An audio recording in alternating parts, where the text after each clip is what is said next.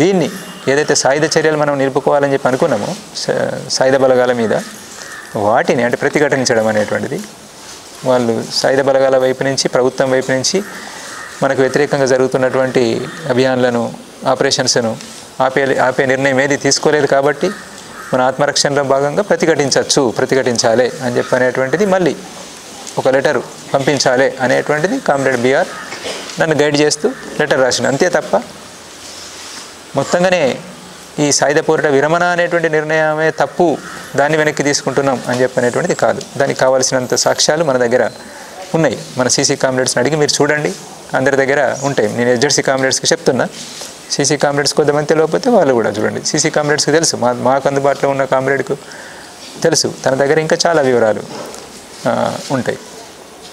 అయితే అక్కడ మనం చెప్తున్నటువంటిది, ఆ సమయంలో ఒకటి కోర్ సమావేశం కోసం మనం ప్రభుత్వాన్ని అప్పీల్ చేసినాం. ఒక నెల రోజుల సమయం ఇస్తే మేము కోర్ సమావేశం జరుపుకుంటామని చెప్పి ఒక ముఖ్యమైనటువంటి కీలకమైనటువంటి లెటర్ కామ్రేడ్ బిఆర్ దాదా రాసి, అక్కడ ఉన్నటువంటి పీబీ మెంబరు, డీకేలోనే ఉన్నటువంటి పీబీ మెంబర్ కామ్రేడ్ దేవ్జీకి, ఆ సీసీ మెంబర్స్కు లెటర్ పంపించడం జరిగింది.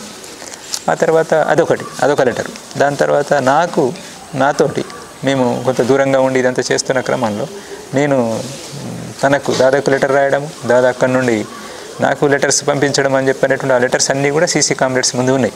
చివరి లెటరు మే 18వ తారీఖు ఆపరేషన్ అంటే గుండెకోటు అభియాను స్టార్ట్ అయ్యేటువంటి టైంకు ఒక 2 గంటల ముందు 3 గంటల ముందు ఆ లెటర్ను బయటికి పంపించిన తర్వాత అభియాన్ స్టార్ట్ అయింది, ఆపరేషన్ స్టార్ట్ అయింది. ఆ లెటర్ నాకు చివరిగా మన కామ్రేడ్స్ నాకు కలిసారు. ఇది ఘటన అయిన తర్వాత కొద్ది రోజుల్లోనే నేను కలిసిన మన సీసీ కామ్రేడ్స్ని కలిసిన, దేవిజీని నేను కలిసేటప్పటికే ఈ లెటర్